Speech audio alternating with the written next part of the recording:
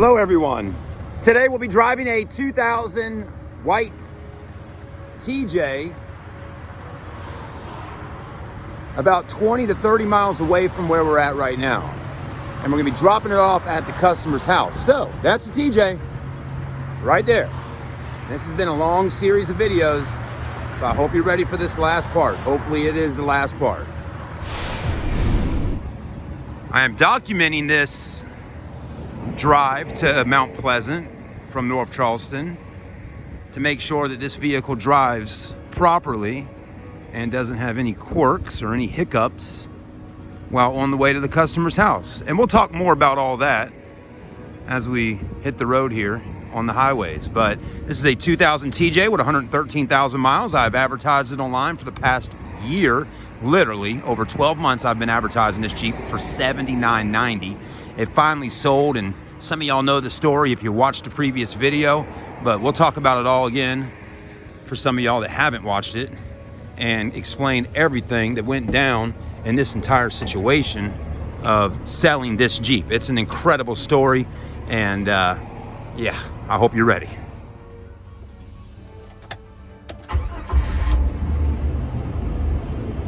She's alive.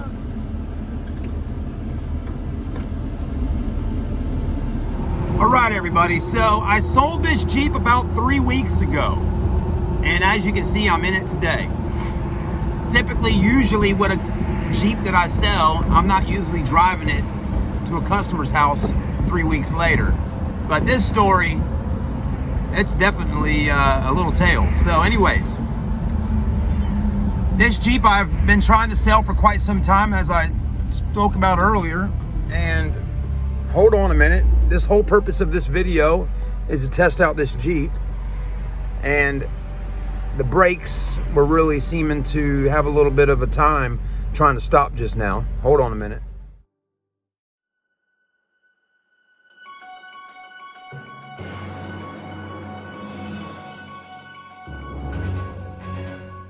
So anyways, while we got a minute while sitting at the light here, you know, I sold this Jeep to a husband and wife.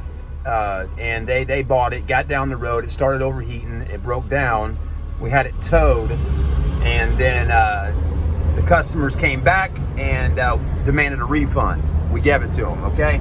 Then about a week later on a Saturday, I sold the Jeep to a guy out of Mount Pleasant, South Carolina that was buying it for his daughter.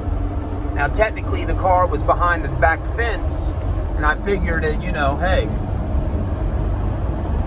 the car was behind our store, so technically when cars are behind our store, they're not ready.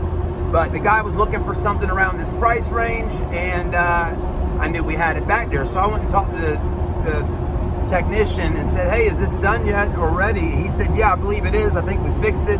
He said, I think we had to blow out the heater core, and now it was clogged or something. So anyways, I sold it to the guy. And needless to say, this customer leaves, and 30 to 45 minutes later, we're having to get the vehicle towed back to the dealership again. Now this guy's a little bit different situation. He's a little more calm and chill. I really like him a lot. He's an awesome guy. And he didn't come back in demanding a refund or anything. He just said, hey, can you fix it? So we've been going through this Jeep trying to get it fixed. Now here's what happened though the day I went to sell this Jeep to this customer at our store. This guy had a Ford Flex that he was trading in, okay? He parked his Ford Flex behind a Jeep Wrangler that I had test drove with a different customer. And when I went to back up the Jeep to get it out of the spot it was in, I didn't realize the fifth wheel, it's one of these big 35 series tires on the back with a swing arm. The fifth wheel was sitting, you know, a little bit farther back off the back bumper than I realized, and I actually bumped into the man that bought this car here. I bumped into the man's Ford Flex, and it pushed the hood up and cracked the grill on the car. So, needless to say, we're in a pickle, or I'm in a pickle. So I'm in my brain, I'm like, we gotta sell this car, because guess what? He wants to trade the Ford Flex in, get the money from that, put it down on the Jeep, and then whatever's left over, pay out cash. And that's what he did. Long story short, we took the Ford Flex to a paint shop and body shop and had it fixed. So at this point, the Jeep's back at the store. We got the Ford Flex. We're fixing the Flex.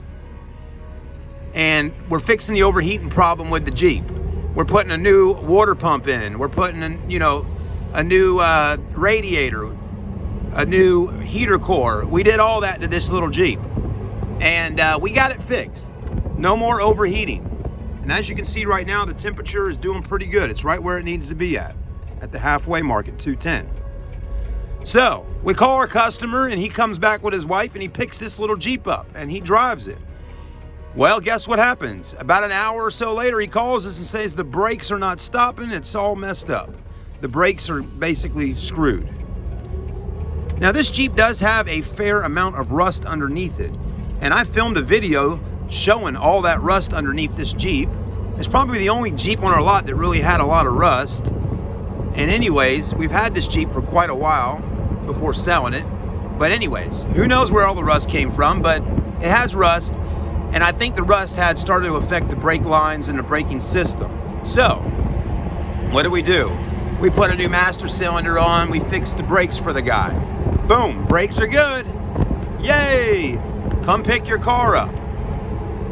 Well, the guy comes to pick the car up, and what's it do again? This time it doesn't even leave the lot. It's not wanting to crank up. Guess what it needed now? A new starter.